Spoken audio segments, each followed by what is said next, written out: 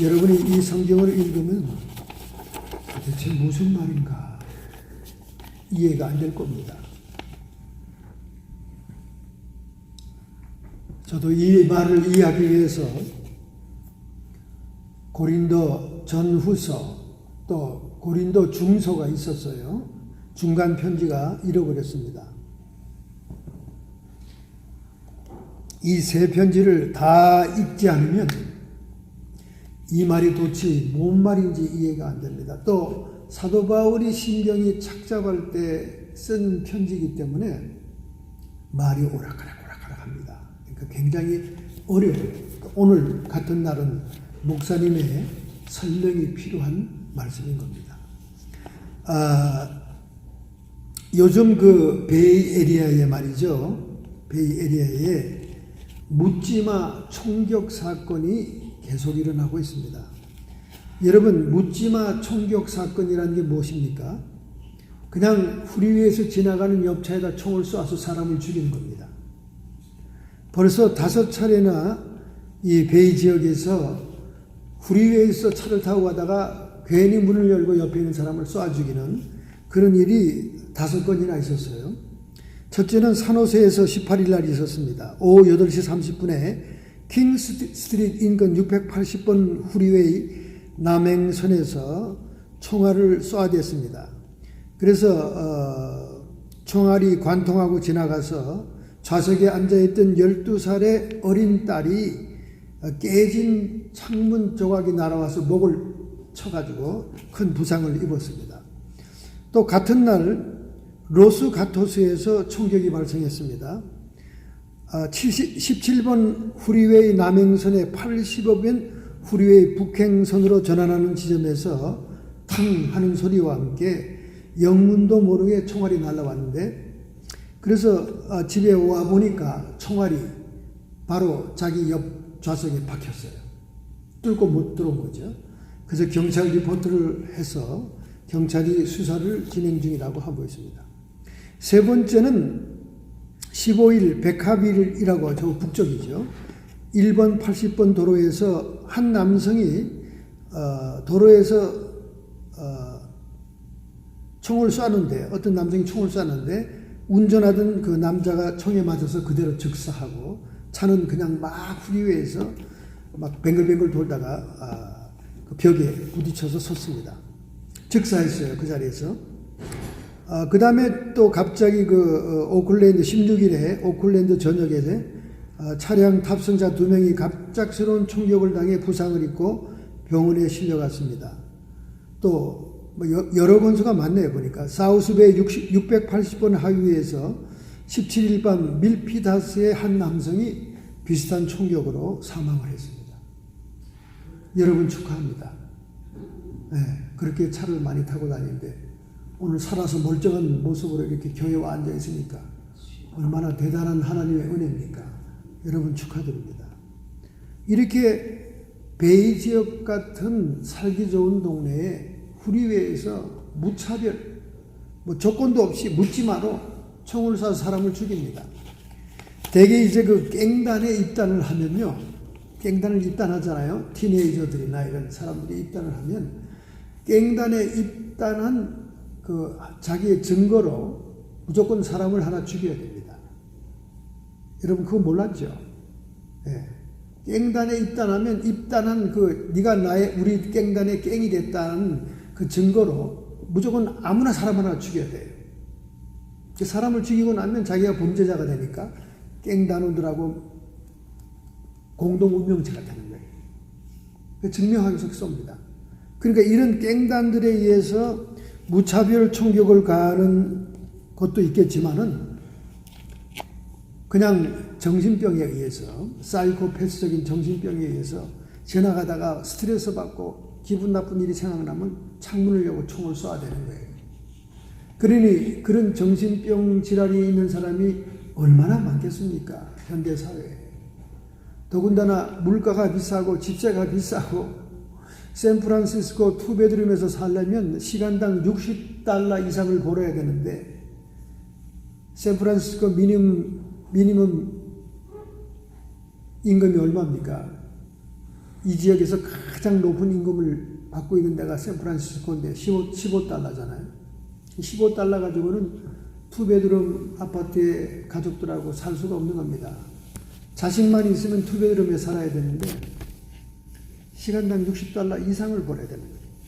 그러니 생활고와 스트레스가 얼마나 많겠습니까? 그냥 총을 쏴야 되는 거예요. 뭐 총은 누구나 다 가지고 있으니까.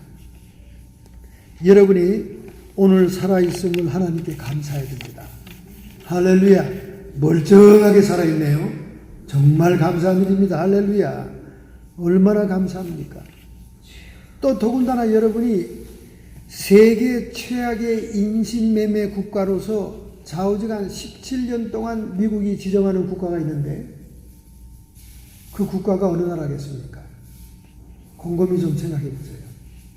미국이 17년 동안이나 인신매매 최고의 극악한 나라다. 인간이 살기 힘든 지옥 같은 나라다. 어떤 나라겠습니까? 그 이름도 찬란한 널스코리아입니다. 여러분, 널스코리아.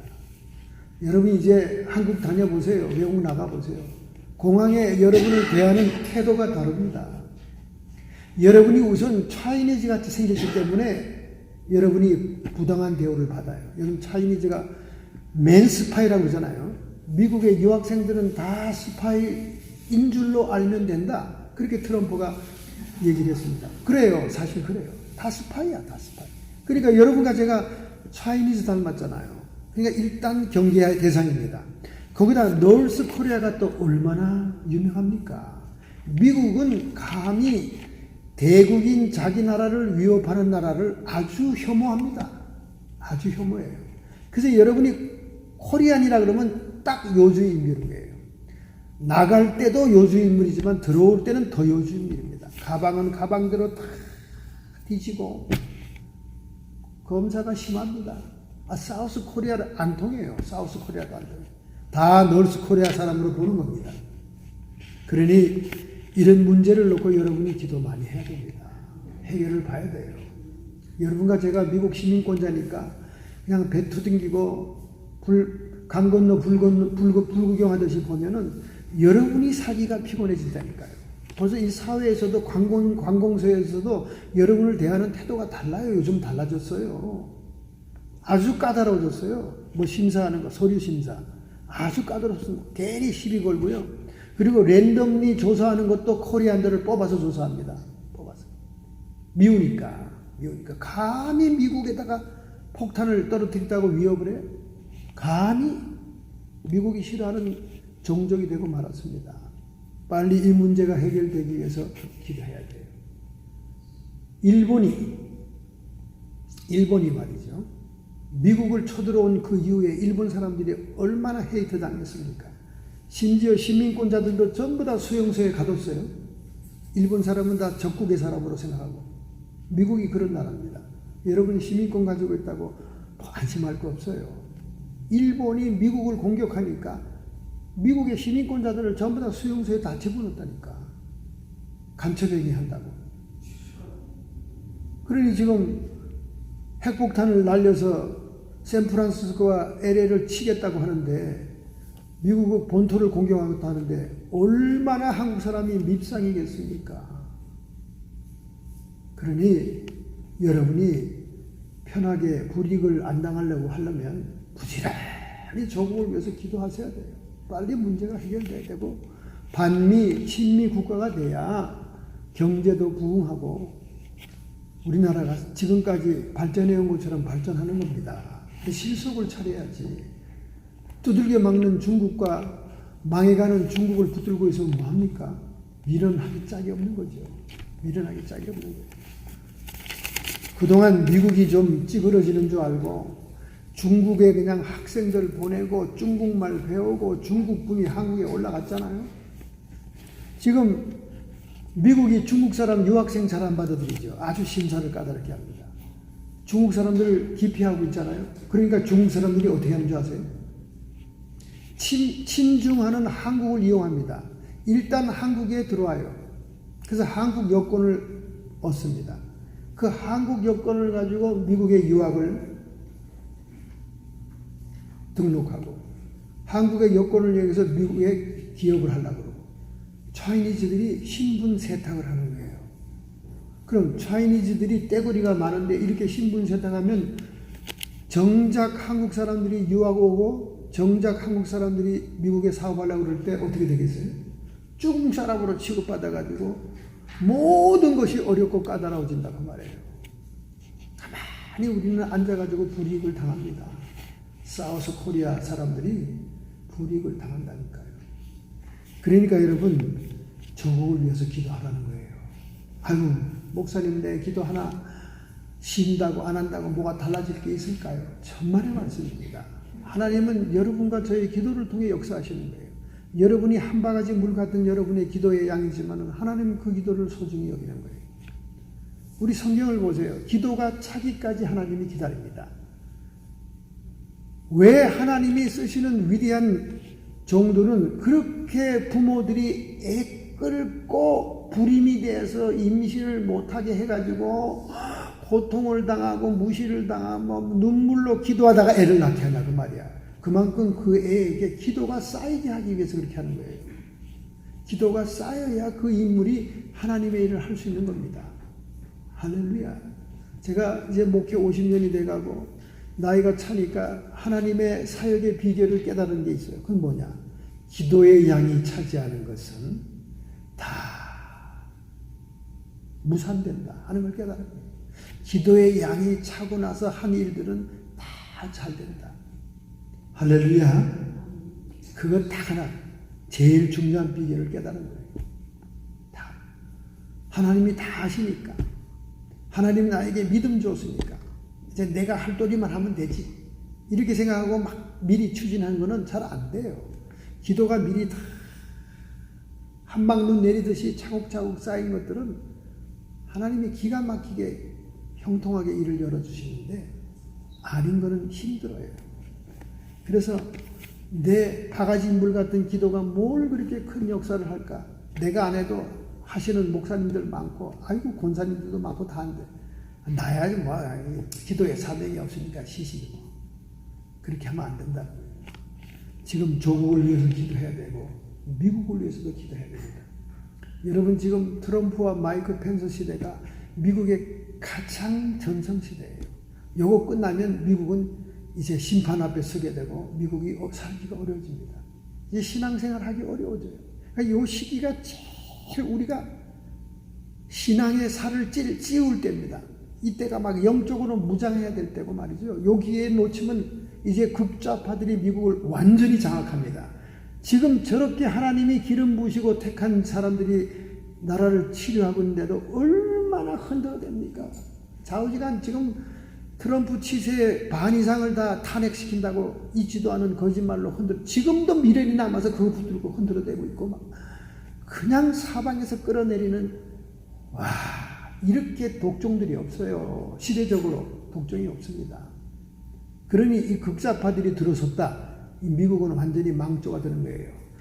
노아의 때와 롯의 때와 같이 됩니다. 지금 세계적인 축제가 무슨 축제입니까? 나라들마다 돈벌이가 되는 축제가 뭐예요? 동성애 축제입니다. 동성애 축제. 동성애 축제 저 샌프란시스코 왜 저렇게 하는 줄 알아요? 그거 하면 돈 버니까. 호텔이 꽉꽉 차고 음식점이 꽉꽉 차고 돈 버니까. 브라질에서 왜 동성애 축제한다고 지금 광고하고 있습니까? 세계 동성애자들이 다 모이니까 축제하면 돈 버니까. 예루살렘, 텔아비브, 이스라엘 같은 나라에서도 얼마나 동성애 축제가 요란벅적지근합니까?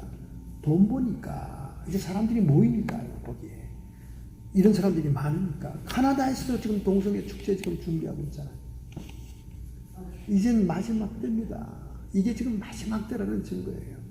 여러분과 저는 이 마지막 때에 미국의 가장 풍요하고 축복받는 이 시기를 이용해서 복음의 역사를 감당해야 됩니다.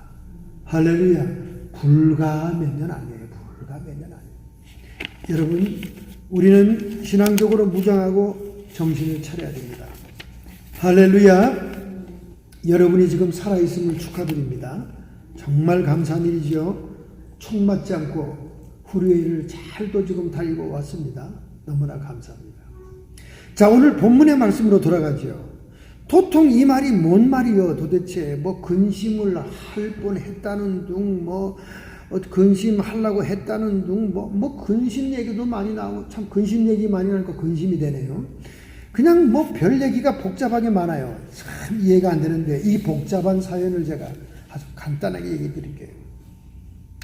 간단한 건 딴 거 아닙니다. 고린도 교회를 사도 바울이 개척했잖아요.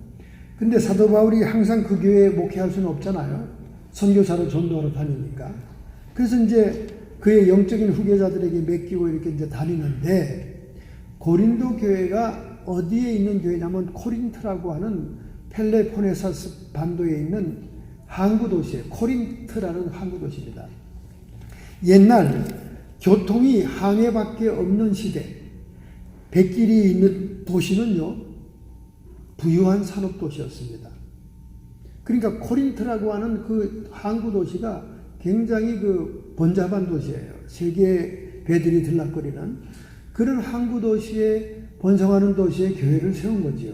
그러다 보니까 그 주민들의 그 질이 굉장히 타락하고 세속적인 도시였어요. 그렇기 때문에 교회 안에도 타락하고 세속적인 것들이 들어왔습니다. 그런데 놀랍게도 우리 고린도전서 12장에서 보는 것처럼 고린도 교회는 성령의 은사가 역사하는 교회였어요. 그리고 또 파벌도 많았어요. 파벌도. 아볼로파니, 게바파, 게바는 베드로잖아요. 베드로파니, 또 바울파니, 막 이런 예수파니, 막 파가 여러 가지가 있는 거예요. 뭐 어떤 선생님이 와서 막 말씀만 잘 증거하면 또 그 파가 하나 또 생기는 거예요. 이렇게 교회가 극성스럽고 요란스럽고 번잡스럽긴 하지만은 한편으로 성령의 은사도 역사했지만 한편으로는 세상적인 죄들이 가득 차 있었다는 거예요. 분쟁이 있었죠. 분파가 있었죠. 또 성도 간에 서로 막 미워하고 패가 져 있죠. 또 부활을 부정하기도 하죠. 또 막 여러 가지 복음 순수한 신앙에서 떠나 있는 그런 복잡한 현대 교회를 상징할 만한 교회였던 거예요. 그래서 사도 바울은 그들에게 직접 간다고 하면서 못 가니까 편지를 고린도전서 제1편을 쓰죠. 그 다음에 제2편 고린도 중서가 있습니다. 이 중서를 잊어버렸다 그래요. 고린도 중서 편지가 있죠. 그 다음에 고린도 후서, 바로 이 고린도 후서에 이제 디도라는 자기의 영적인 아들 제자가 고린도 교회에 편지를 딜리버리 하는 사람이었어요. 편지를 딜리버리하고 그 교회를 사도 바울의 편지대로 잘 다독거리고 잘 똑바로 가게 하는 그런 영적인 지도를 맡아서 갔습니다.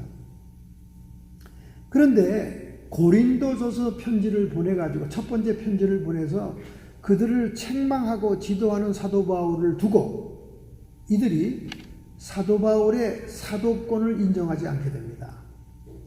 자기에게 듣기 싫은 얘기하고 자기에게 나쁜 소리하고 자기를 회개하라 그러고 자기를 고치라 그러는 사람 소리 듣기 싫어하는 거예요. 이건 뭐 사람의 인지상정입니다. 자기를 괜히 칭찬하고 괜히 비유 맞추고 괜히 잘났다 그러고 막 아부 떠는 사람은 다 좋은 거예요. 이제 자기 귀가 여려서 듣기 좋은 말만 듣기 원하는 게 이 사람의 속성입니다. 그러니 사도 바울이 아무리 이 교회를 원래 원조로 개척한 사람이라 할지라도 뭐 아볼로의 설교도 들어봤고 베드로의 설교도 들어봤고 또 순회 전도자들의 설교를 들어봤는데 뭐 바울 설교가 뭐 특별히 좋은 것도 아니야. 그러니까 뭐 가만히 보니까 사도 바울이 뭐 자기가 다메섹으로 가다가 찬란한 대낮에 광명석에 눈이 소경이 되면서 주님의 부르심을 받은 사도가 됐다 그러는데 그거 본 사람 누가 있어? 자기 혼자 간증하는 거지. 아니 예수님의 12제자처럼 예수님을 모시고 다니면서 전도하거나 한 일이 있냐고. 기독교인을 박해하고 대제사장의 꼬복 노릇하면서 사람들을 잡으러 갔다가 까꾸러져 놓고는 자기가 사도라고 하면 장땡이야? 이렇게 된 거예요. 사도 바울이 자기들을 책망하고 자기들의 죄를 지적하면서 아픈 부분을 얘기하니까 막 반발하는 거예요. 사도권을 부정하는 거예요. 말하자면 점잖은 목사님이 성도들의 죄를 책망하고 뭐 이렇게 좀 지적하고 회개하라 그러면 당신 목사 진짜 받은 목사야? 목사 가짜 아니야? 이렇게 이제 목사 그 자체를 갖다 부정하는 그런 현상인 거죠. 쉽게 말하면. 사도 바울이 본래요, 말이 좀 어둔합니다. 말이 좀 어둔하고 그렇게 달변이 아니에요. 그러니까 말을 재밌게 하는 분이 아닙니다. 그리고 편지를 쓸 때도 항상 누가 대피를 해줘야 돼요. 왜? 눈이 어두워요, 눈이. 제가 그랬죠. 여기 안과병이 있고 또 이 몸에 또 병이 큰 병이 있다고 그랬잖아요. 몸이 안 좋은 사람이에요. 별로 그렇게 건강하지 않은 사람이에요. 그래서 누가라는 그 헬라인 의사가 항상 붙어 다니잖아요. 주치의로. 응? 또 간질 발작 일어나면 또 막 수습해주고 하는 그런 일도 했으니까. 참 사도 바울은 그 악조건 속에, 자기 신체적인 악조건 속에, 그리고 사회적인 악조건 속에, 오늘 여기 보니까 마게도니아 내가 갔을 때 우리 육체가 편치 못하고 사방으로 환난을 당하여 밖으로는 다툼이요 안으로는 두려움이라. 이 사람이 선교하는 상황이 그래요. 복음이 처음 들어가고 복음으로 개척하는 그런 사회 상황이니까 얼마나 마귀의 반항과 권세가 세겠습니까? 그러니까 환난이 오는 거예요. 자기 육체도 편치 못해. 스트레스 받아보세요. 자기 몸에 있는 약한 것들이 다 일어납니다. 눈은 더 안 보여요. 저도 스트레스 받으면 눈이 잘 안 보일 때가 많아요. 안 보이더라고. 이렇게 눈이 좋은데도 2.0, 2.0인데도 뭔 스트레스가 탁 하면 눈이 그냥 갑자기 흐려져 버려. 안 보여. 사람이 심리와 정신적인 것과 육체가 밀접하게 연결되어 있고 그 다음에 자기의 약한 부분이 드러나게 되는 거죠. 육체가 편치 못해. 사방으로 환난을 당해. 그러니까 밖으로는 맨날 다투는 분쟁이야. 여러분 생각해보세요. 옳은 말하고 바른 말 해보세요. 누가 좋아합니까? 그러니까 자꾸 달려들고 다투죠. 대듭니다. 자기가 잘났다고, 자기 자존심 세우느라고. 그러니까 밖으로는 계속 다투는 거예요. 진리를 증거하니까 불의가 들고 일어나는 거예요. 복음을 증거하니까 사탄이 드러나는 거예요. 밖으로는 다투며 안으로는 두려움입니다. 사도 바울이 교양 있고 지식이 있는 사람이에요. 지식이 있다는 것은 폭넓은 사람이란 뜻입니다. 여러분이 공부가 다 많아질수록 저 하이 에듀케이션을 받으면 받을수록 여러분이 교양적으로 어떻게 변하는 줄 아십니까? 사람이 폭이 넓어지는 거예요. 여러분이 배우지 못했을 때는 외골수입니다. 자기가 가지고 있는 생각이 다 옳아요. 편견에 사로잡혀 있어요. 내가 옳다 그러면 옳은 거예요. 저거 나쁜 놈이면 나쁜 놈인 거예요. 그런데 점점 공부를 많이 하다 보면 여러 사람을 포용하게 되고 이해하게 됩니다. 사람마다 생긴 게 다른 것처럼 생각도 다르지. 왜? 공부하다 보면 다 생각이 다른 걸 알 수 있거든요. 신학자의 생각들도 다르고 개혁자의 생각들도 다르고 학자마다 학설이 다르고 생각은 참 폭넓은 것이구나. 이렇게 넓은 세계를 이해하게 됩니다. 사도 바울이 공부 많이 한 사람이잖아요. 넓은 세계를 이해하는 사람이에요. 그러니까 자기가 하고 있는 일에 대해 두려움이 생기는 거예요. 내가 이거 복음 증거하다가 원수만 만드는 거 아니야? 내가 이 복음 증거한다고 하면서 사랑의 복음, 평화의 복음이라는데 맨날 다투고 싸워. 논쟁을 부리잖아요. 진리를 말씀하면 저쪽에서 반항하잖아요. 보세요. 예수 그리스도가 하나님이시고 메시아다. 그러면 그 동네에 있는 유대인들이 그딴 소리 하지 말라. 예수는 이단이야. 나사렛 이단이야. 하고 막 얘기하면 싸울 수밖에 없는 거지. 자기가 학문적으로 배웠던 폭넓은 마음으로 그들을 품을 수가 없지요. 예수는 유일하신 분이니까. 예수는 구세주가 아니면 그들이 말하는 것처럼 선생에 불과한 거니까 둘 중에 하나를 택해야 되잖아요. 근데 예수는 하나님이시고 구세주라고 딱 얘기하면 전쟁이죠. 다툼이죠. 싸움입니다. 거기에 어떻게 타협이 있어요? 그러니까 안으로는 두려움이 오는 거예요.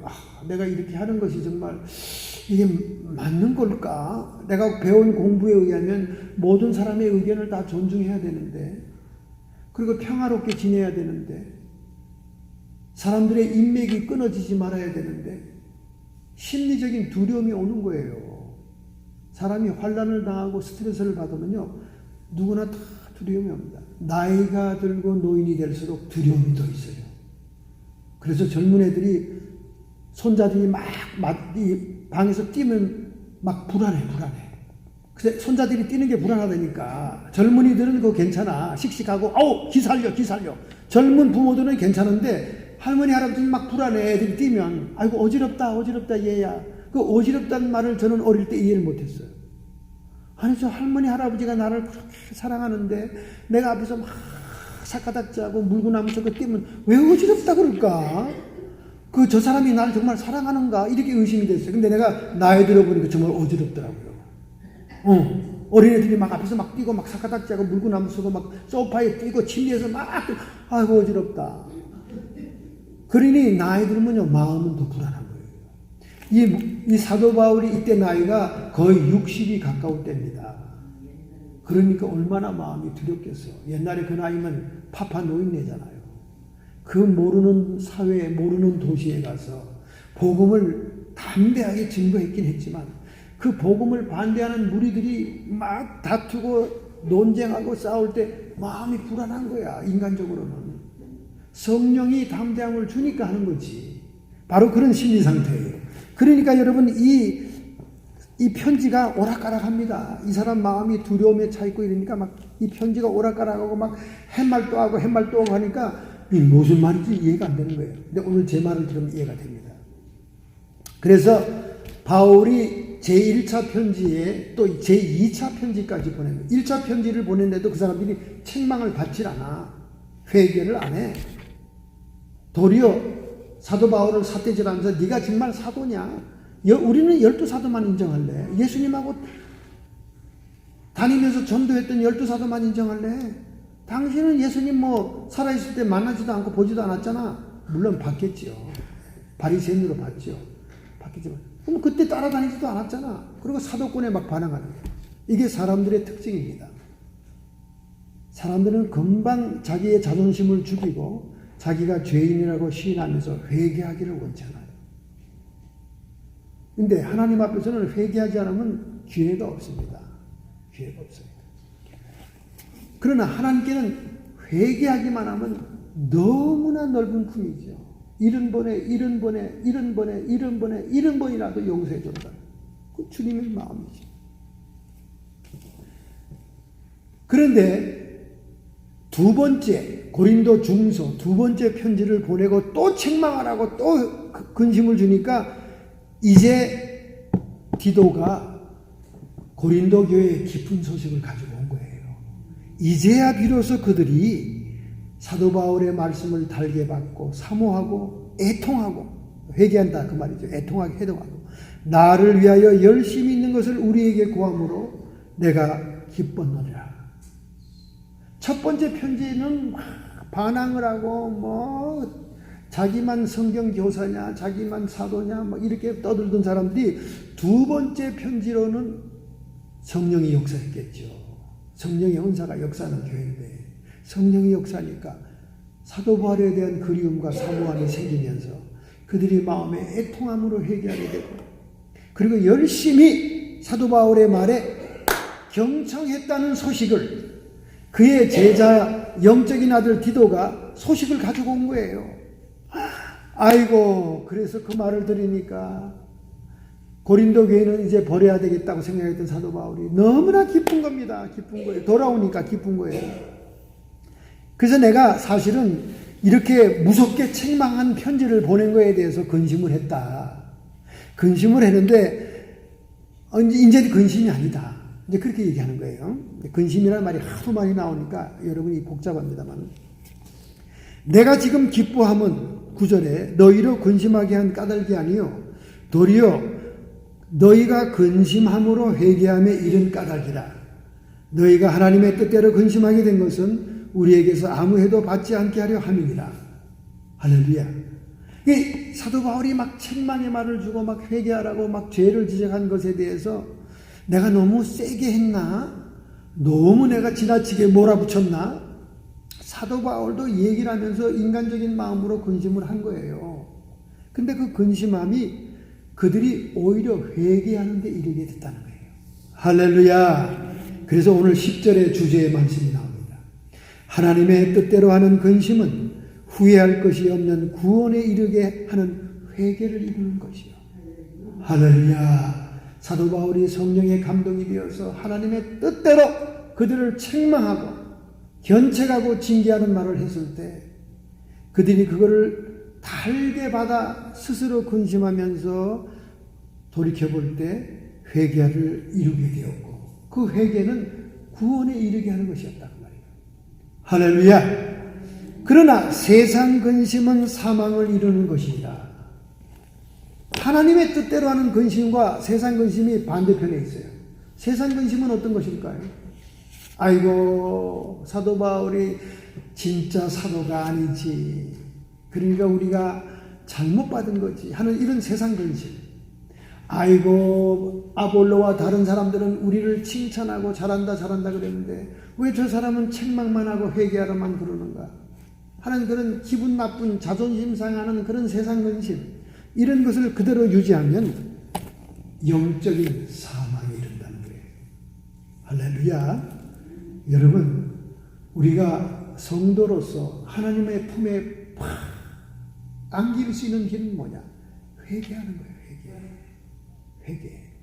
회개가 어려운 사람들은요 귀신에게 사로잡힌 사람들이에요. 회개가 어려운 사람들은요 교만하고 자만하고 고만한 사람입니다. 회개가 어려운 사람들은요 자기의 집착에 빠져있는 사람이에요. 회개가 어려운 사람들은요 하나님의 진리를 사모하지 않는 사람이에요. 진리를 받아들이지 않는 사람이에요. 회개가 어려운 사람은요 성령의 탄식함과 성령의 음성을 받아들이지 않는 사람이에요. 회개가 어려운 사람들은요 자신이 하나님 앞에 있다는 신앙 양심에 가책이 없는 사람이에요.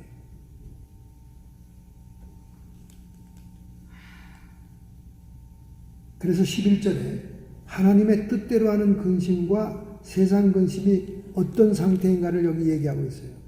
변명하고 분하게 하고 두렵게 하고 막 이런 세상 근심에서 하나님의 뜻대로 하는 근심은 사모하게 하고 간절하게 하고 열심히 있게 하고 자신을 깨끗하게 하는 계기가 된다고 말해요. 할렐루야. 11절에 나오는 말씀입니다. 그래서 이 디도를 통해서 고린도 교인들이 회개했다는 소리를 듣고 너무 사도 바울은 기쁘고 보람이 있는 것입니다. 할렐루야. 얼마나 감사합니까? 저가 너희 모든 사람들이 두려워하고 떨므로 자기를 영접하여 순종한 것을 생각하고 너희를 향하여 그 심정이 더욱 기뻤으니. 본래 사도 바울을 그들이 맞이할 때 두려움과 떨므로 사도 바울을 영접했다는 거예요. 하나님의 사도로서 하나님의 특별한 종으로서 이렇게 했던 그 본래의 마음이 살아났다는 그 말이에요. 살아났단 말이에요. 내가 너희를 인하여 범사에 담대한 거로 기뻐하노라.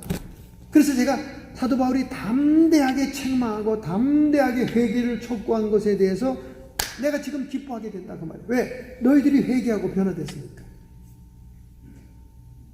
고린도 교회가 어느 정도냐 하면요, 음행이 교회 안에 음란한 역사가 너무나 많았고요.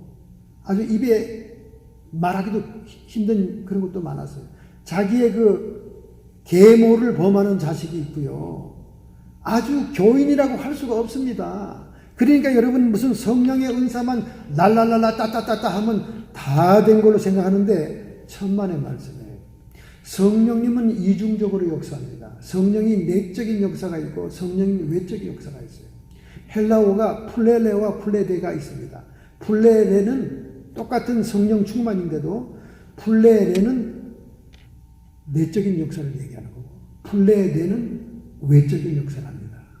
그래서 외적인 역사는 플레데 충만이라 그러고 내적인 역사는 플레레 충족이라고 해요. 성령이 우리를 내적으로 역사할 때는 성령의 열매, 인격적인 변화를 얘기하는 겁니다. 성령이 외적으로 역사할 때 성령의 은사 역사예요. 성령의 능력의 역사입니다. 여러분, 성령의 은사가 역사하고 있다고 해서 내적인 변화가 꼭 변화된 사람이 아니에요. 오늘날 현대교회가 성령 운동을 하다가 시험에 빠져서 성령을 못하게 가로막는 이유가 은사 받은 자들이 인격적으로 변화되지 않아가지고 여전히 도둑질하고 여전히 거짓말하고 여전히 죄를 짓는 것을 보고 아이고 성령의 은사 다 필요 없다. 날랄라 따따따따 하면 교만해지고 교회만 시끄럽다. 이렇게 된 거예요.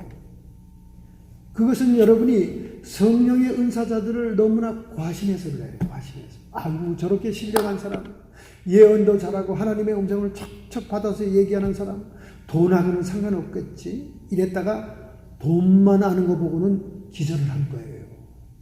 네, 절망하는 거예요. 아이고 저거 뭐야? 저거 은사하는 게 저거 진짜야 가짜야? 이렇게 되는 거예요. 그러니까 성령의 외적인 기능적인 역사가 임시적으로 있다 하더라도 내면이 변화되지 않은 사람이 너무나 많아요. 제가 이제 눈에 보이게 설명해 드릴게요. 성령의 은사는 연장입니다. 연장. 톱, 망치, 드라이버 이게 다 연장들이에요.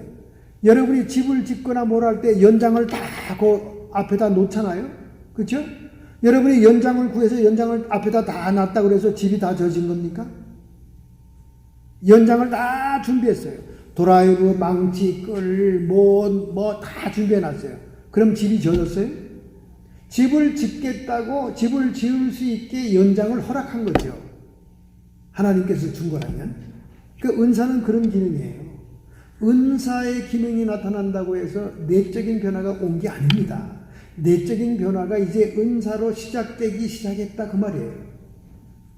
그러니까 성령의 은사는 기능적인 거예요. 외적인 거예요. 외적. 플레데. 그래서 막 성령 은사하는 사람들 보면 막 신령한 것처럼 막 얼굴이 뻘개지고 막 침이 막 튀기고 버글버글 하면서 막 충만하잖아요. 외적으로 충만한 거예요. 그런데 성령의 내적인 은사가 오는 사람들이 있어요. 조용한 성품들 또 이런 분들이 있어요. 그런 분들은 내적인 플레레 성령의 충족이라고 합니다. 충족, 물이 차는 것처럼 인격이 변화되는 거죠. 인격이. 그러니까 여러분 인격이 먼저 변화되고 은사가 오는 게 좋겠어요? 은사가 먼저 오고 인격이 나중에 변화되는 게 좋겠어요? 어떤 게 여러분 보면 좋겠습니까? 어쨌든 연장은 먼저 받아야 돼요. 연장 없이 어떻게 손으로 나무를 대패질하고 연장 없이 어떻게 손으로 모서를 받고 하겠습니까? 집을 지으려면 우리 내적인 변화, 내 마음의 성전을 지으려면 연장은 우선 받아야지. 연장은. 이게 성령의 은사가 그거라고 말해요. 그래서 방언을 하고 기왕이면 방언을 하고 은사를 체험하는 분들이 내적인 변화도 쉽게 옵니다. 그런데 반드시 알아야 될 것은 뭐 힘들린 것처럼 막 버글거리고 하고 은사를 한다고 해서 인격이 변화된 게 아니라는 거예요. 그걸 믿다가 다 시험에 들어가지고 교회들이 성령 운동을 싹 다운한 겁니다. 바로 고린도 교회가 그런 교회라니까. 막 그냥 별나게 성령의 은사가 막 사방에 나타나요. 성령의 은사는 열정적으로 하나님을 간절히 사모하면 다 하나님이 주시는 거예요. 자기가 집을 짓겠다는데 성전을 짓겠다는데 하나님이 연장을 왜 안 주겠어요? 다 주지. 연장은 다 준다니까.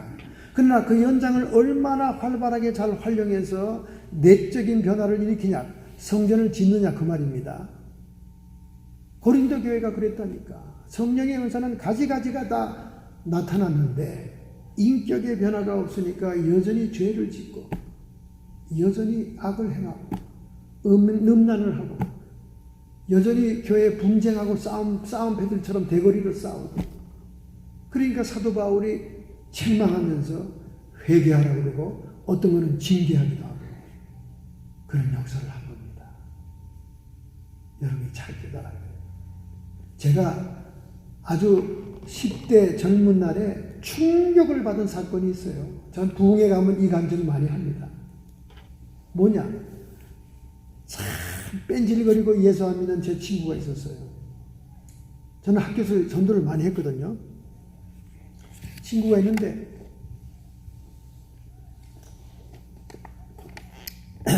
노는 건 좋아해요. 근데 이것이 이제 대학교 들어가고 하니까 담배를 피고 이제 이랬어요.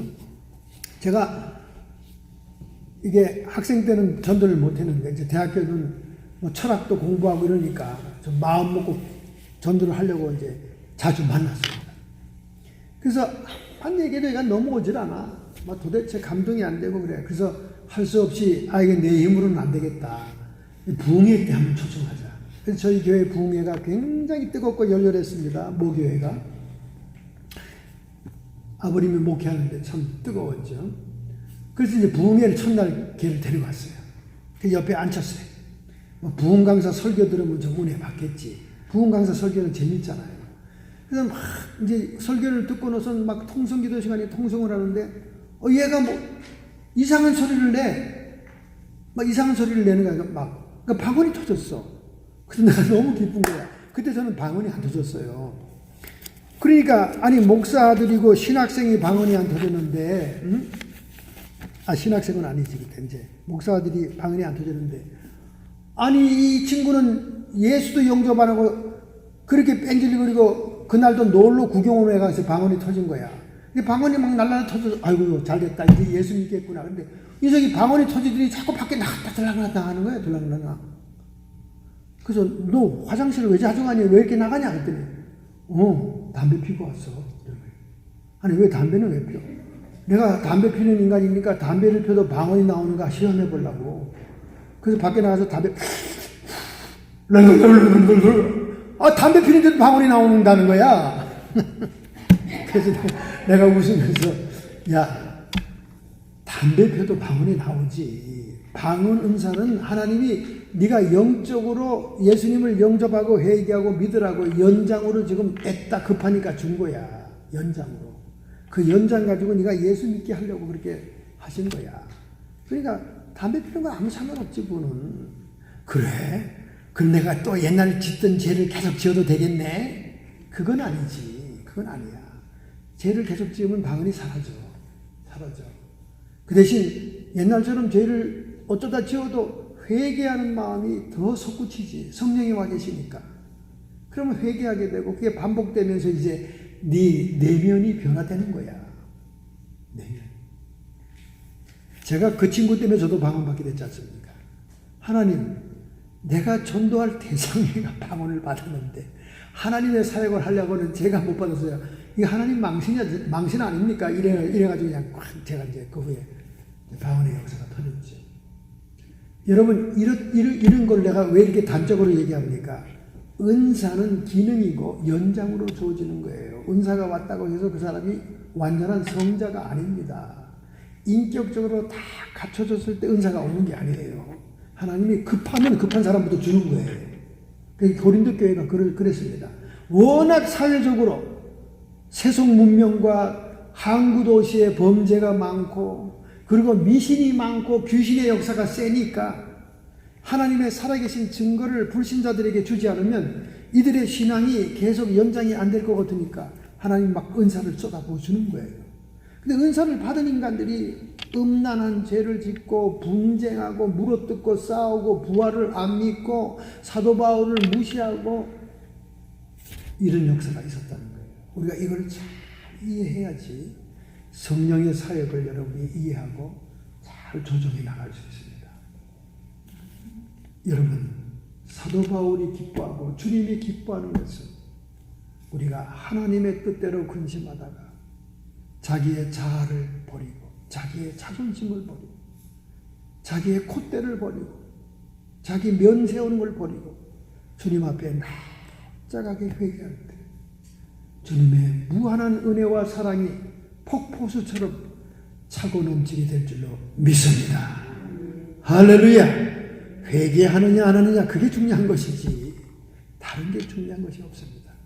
얼마나 중요하면 주님께서 이 지구상에 내려오셔서 첫 번째 메시지가 회개하고 복음을 믿으라. 하나님 나라가 가까웠다. 할렐루야. 이렇게 믿기로 결단하고 결심한다면 오늘 여러분의 가슴에 손 얹기 바랍니다. 그리고 주님 앞에 여러분의 의지를 드리고 결단을 표시합시다. 하나님, 우리가 정력을 따라 자아를 따라 세상에 속한 근심하지 말게 해 주옵시고 하나님의 진리의 말씀을 들을 때 하나님의 율법과 계명을 들을 때 성령께서 탄식하는 우리의 죄악들을 회개하는 하나님의 뜻대로 하는 근심이 우리에게 있게 해 주시옵소서. 이렇게 우리의 자신을 내어놓고 순간순간 날마다 회개하기를 원하는 이 모든 성도들을 주님 축복해 주실 줄로 믿습니다. 성령이시여 강하게 붙잡아 주심으로 성령의 내적인 역사, 인격의 변화와 성령의 열매와 성령의 외적인 역사, 은사의 기능적인 역사가 충만한 성도가 되게 하옵소서. 성도의 육체와 정신의 역사는 모든 질병들은 이 시간 그 묶음을 풀고 쫓김받고 떠나가며 치료함을 받을지어다. 저가 채찍에 맞음으로 너희가 나음을 입었다 하셨사오니 이미 저희는 다 치료함을 받았습니다. 악한 마귀 사탄 귀신의 세력들아, 저주의 결박, 흉악의 결박을 끊어버리고 예수께서 승리하셨으니 이 시간 우리의 전후 좌우에서 쫓김받고 떠나가며 더 이상 회방하지 못할지어다. 하나님의 승리를 선포한다. 하나님의 영광을 드러냅니다. 우리의 마음속에 하나님 나라 그 나라 들어가기 전부터 의와 평강과 희락이 성령 안에서 하나님 나라를 이루게 해 주시옵소서. 예수님의 이름으로 감사하며 축복하며 기도하옵나이다.